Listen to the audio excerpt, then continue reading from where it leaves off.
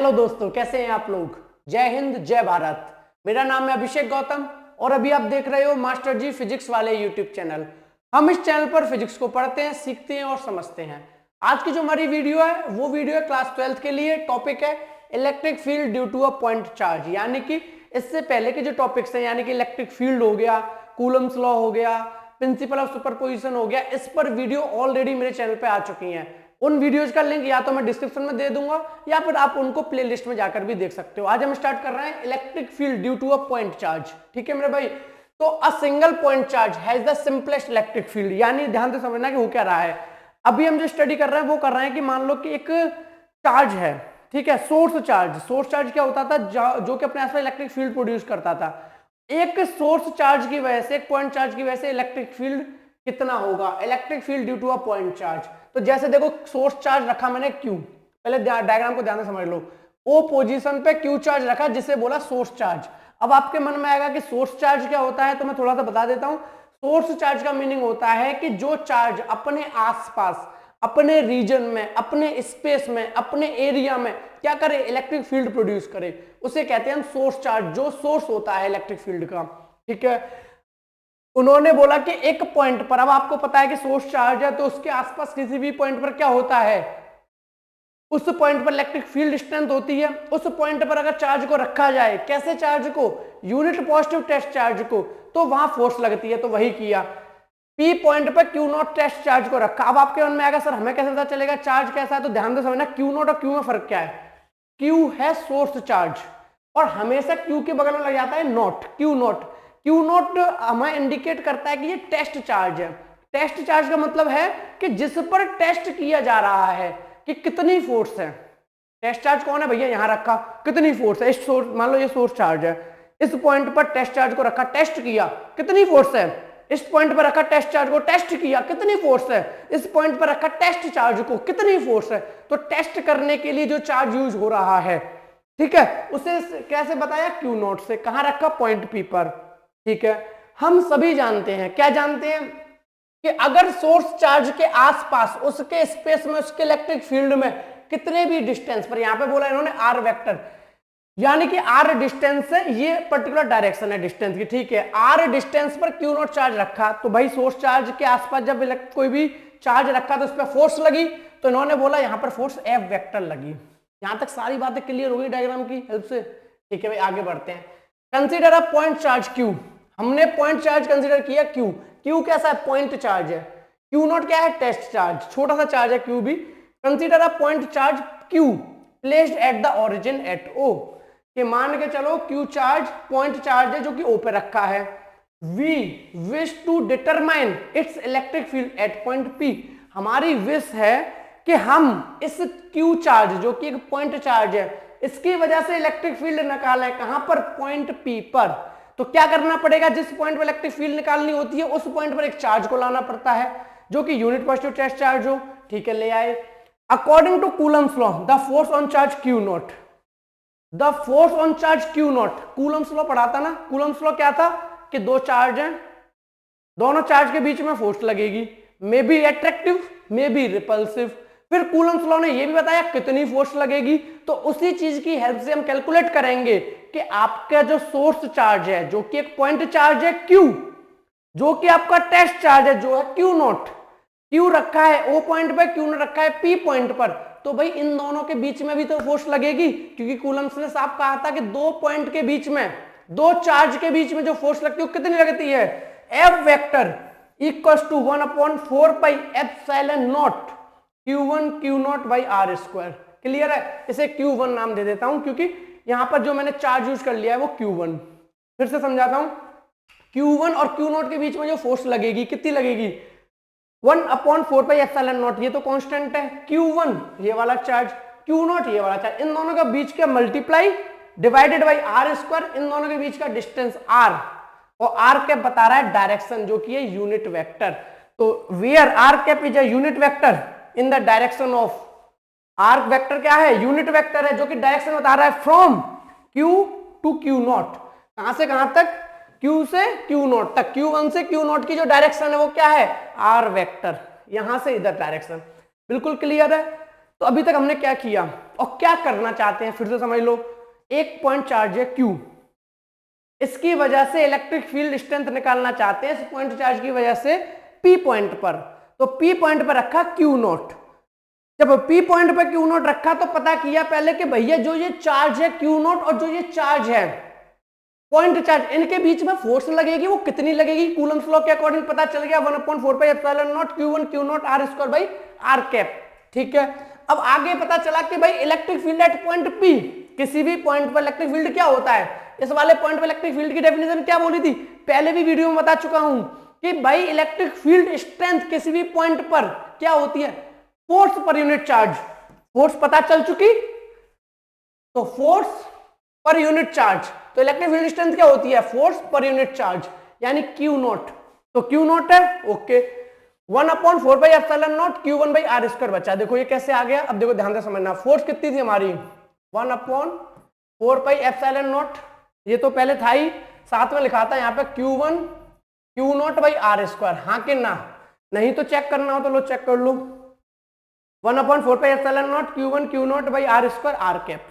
ठीक है, अब देखो 1/4πε0 Q1 Q0/R²। अब फोर्स में किसका डिवाइड कर रहे हैं, जब Q नॉट का। अगर आपको इलेक्ट्रिक फील्ड इंटेंसिटी या इलेक्ट्रिक फील्ड की स्ट्रेंथ निकालनी है तो फोर्स में किसका डिवाइड कर रहे हैं, चार्ज का। तो भैया लो डिवाइड कर दो चार्ज का, Q नॉट, Q नॉट से Q नॉट उड़ गया, क्या बचा 1/4πε0 Q1 भाई R² R कैप। फिर से डायरेक्शन बता रहा है तो R कैप। ठीक है, R कैप का काम क्या होता है, सिर्फ डायरेक्शन बताना, यूनिट वेक्टर होता है, मैग्नीट्यूड में कोई भी फर्क नहीं लाता। तो यहां से आपको पता चल गया इलेक्ट्रिक फील्ड स्ट्रेंथ कितनी होती है, 1/4πε0 Q1/R² R कैप। यहां से एक बहुत ही इंपॉर्टेंट कंक्लूजन निकला, बहुत ध्यान से समझना। इलेक्ट्रिक फील्ड स्ट्रेंथ E है, हाँ कि ना, इलेक्ट्रिक फील्ड स्ट्रेंथ E है, कितनी है 1/4πε0 Q1/R²। Q1 क्या था, सोर्स चार्ज, Q1 क्या था आपका सोर्स चार्ज, ये कांस्टेंट, और भैया R तो डिस्टेंस था ही। यानी इलेक्ट्रिक फील्ड सिर्फ और सिर्फ सोर्स चार्ज पर डिपेंड करती है। बहुत ही इंपॉर्टेंट पॉइंट कि भैया एक आपका सोर्स चार्ज है, उस सोर्स चार्ज के आसपास इलेक्ट्रिक फील्ड है, किसी भी पॉइंट पर इलेक्ट्रिक फील्ड निकाला, उस पॉइंट पर जो इलेक्ट्रिक फील्ड होगा वो टेस्ट चार्ज पर डिपेंड ही नहीं करेगा। कहां है भैया Q नॉट, क्या इलेक्ट्रिक फील्ड स्ट्रेंथ के फॉर्मूले में Q नॉट है, नहीं है। तो भाई किस पर डिपेंड करता है, सोर्स चार्ज। सोर्स चार्ज बदल दो इलेक्ट्रिक फील्ड बदल जाएगा, कहां, उस पॉइंट पर। सोर्स चार्ज बदल दो इलेक्ट्रिक फील्ड बदल जाएगा, कहां, उस पॉइंट पर। लेकिन उस पॉइंट का इलेक्ट्रिक फील्ड किस पर डिपेंड नहीं करेगा, वहां रखे हुए टेस्ट चार्ज पे। तो टेस्ट चार्ज का तो बात खत्म हो गया, यानी इलेक्ट्रिक फील्ड किस पर डिपेंड कर रहा है, सोर्स चार्ज पे। दूसरा डिस्टेंस पे, किस पर डिपेंड कर रहा है, डिस्टेंस पे। और कैसे कर रहा है, इनवर्सली प्रोपोर्शनल, यानी डिस्टेंस बढ़ेगा इलेक्ट्रिक फील्ड कम होगा। तो सीधी सी बात है, सोर्स चार्ज पॉइंट ये रहा, तो इस पॉइंट पर इलेक्ट्रिक फील्ड किस पर डिपेंड कर रहा है, डिस्टेंस। डिस्टेंस बढ़ा दिया इलेक्ट्रिक फील्ड कम, डिस्टेंस कम कर दिया इलेक्ट्रिक फील्ड स्ट्रेंथ ज्यादा।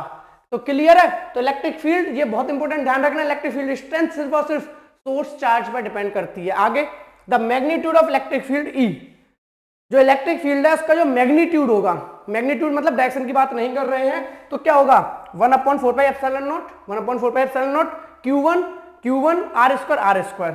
क्लियर है कि E vector equals to 1/4πε0 Q1/R²। यहां पर मैंने डायरेक्शन नहीं मेंशन किया क्योंकि मैग्नीट्यूड है ओनली। क्लियर है, तो यहां से क्लियरली पता चला कि E जो है भैया 4 constant, pi constant, ε0 constant. E किस पर डिपेंड कर रहा है, E is inversely proportional to R², और दूसरा पता चल रहा है E is directly proportional to Q1। दो बातें पता चली। तो भैया एक बात बताओ, यहां से हम कह सकते हैं कि E1 जो E है इलेक्ट्रिक फील्ड स्ट्रेंथ है किसी पॉइंट, वो किस पर डिपेंड कर रही है, डिस्टेंस के स्क्वायर पे। डिस्टेंस थोड़ा बढ़ाओगे इलेक्ट्रिक फील्ड स्ट्रेंथ दुगनी कम हो जाएगी, थोड़ा और बढ़ाओगे दुगनी और कम हो जाएगी। इलेक्ट्रिक फील्ड स्ट्रेंथ अगर डिस्टेंस कम किया दुगनी बढ़ जाएगी, यानी स्क्वायर चलेगा। क्या चलेगा, R² चलेगा। तो electric field is inversely proportional to the R²। Clear है मेरे भाई, ओके। तो आपको इलेक्ट्रिक फील्ड का कॉन्सेप्ट समझ आ गया बिल्कुल अच्छे से। आगे बात कर लेते हैं। दिस मीन्स डेट, यानी कि अगर अगर इलेक्ट्रिक फील्ड किसी भी पॉइंट पर किस किस पर डिपेंड कर रही है, दो चीज पे, एक भैया सोर्स चार्ज पे, एक डिस्टेंस पे।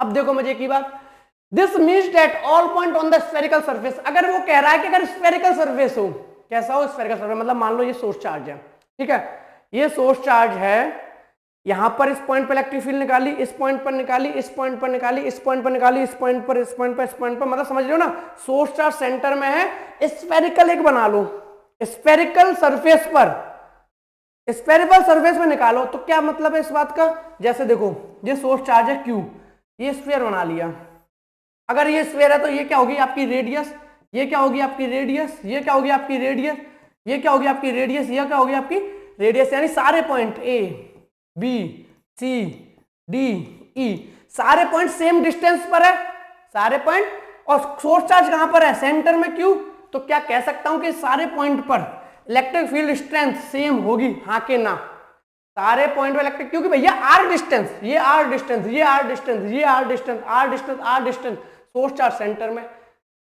तो यानी कि इलेक्ट्रिक फील्ड स्ट्रेंथ अगर डिस्टेंस में डिपेंड करती है, तो अगर स्फेरिकल सरफेस है तो उसके सरफेस पे, स्फीयर के सरफेस पे इलेक्ट्रिक फील्ड सेम होगा, इलेक्ट्रिक फील्ड स्ट्रेंथ सेम होगी, इलेक्ट्रिक फील्ड इंटेंसिटी सेम होगी, हाँ या ना, क्लियर है मेरे भाई, बहुत अच्छे से क्लियर है, फिर भी डाउट है ना, डाउट है ना, क्लियर करना है ना, तो कमेंट सेक्शन में कमेंट करो, कमेंट करो भाई, कमेंट, मैं नहीं कह रहा तुमसे, देखो भाई मैं तो बता रहा हूं, कम से कम मेरी इतनी वीडियो आ गई होंगी, 150 से ऊपर आ गई, मुझे एक वीडियो दिखा दो जिसमें मैंने तुमसे कहा भाई प्लीज सब्सक्राइब कर लो यार, प्लीज प्लीज सब्सक्राइब कर लो, कुछ नहीं कहता मैं भाई, बस मैं हमेशा बोलता हूं कमेंट करो, हमेशा क्या बोलता हूं मैं भाई, कमेंट करो। ऐसा क्यों बोलता हूं कमेंट करो, क्योंकि देखो ध्यान से समझना, कमेंट मेरे लिए बहुत वैल्यूएबल होंगे, अच्छा कमेंट करोगे मोटिवेशन मिलेगा, अच्छे से काम करूंगा और मेहनत से, अगर कमेंट बुरा करोगे तो मैं समझूंगा गलती कहां हो रही है, उससे मैं एज अ सजेशन लूंगा, एज अ फीडबैक लूंगा और उस पर वर्क करूंगा, तो और अच्छी वीडियो जाएंगी।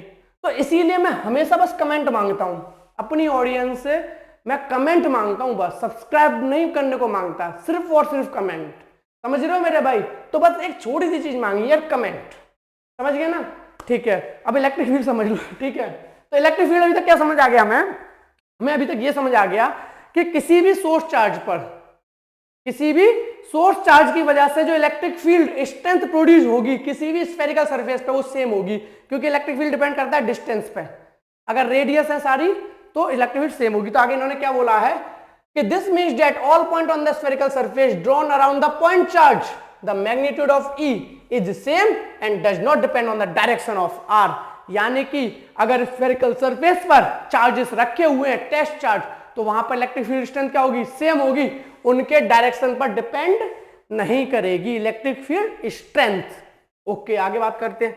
सच a field is called spherical symmetric और रेडियल फील्ड। इसे थोड़ा सा याद कर लो कि भाई इस टाइप के फील्ड को हम क्या कहते हैं, या तो स्फेरिकली सिमेट्रिक, स्फेरिकली सिमेट्रिक क्यों भाई, सेम सेम सेम सेम है ना चारों तरफ, कहीं से भी देख लो सामने सेम है, स्फेरिकल सिमेट्रिक और रेडियल फील्ड, ठीक है, इसे भी क्या कहते हैं रेडियल फील्ड।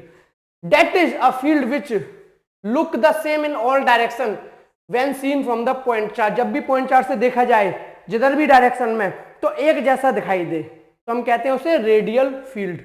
बिल्कुल क्लियर है मेरे भाई, यहां तक कोई डाउट? तो मिलते हैं फिर नेक्स्ट वीडियो में नए कॉन्सेप्ट के साथ, बने रहिए, पुरानी वीडियो अच्छे से देख लीजिए, कोई भी डाउट हो, कोई भी सजेशन हो, आपके लिए मोस्ट वेलकम है in the comment section. Thank you so much.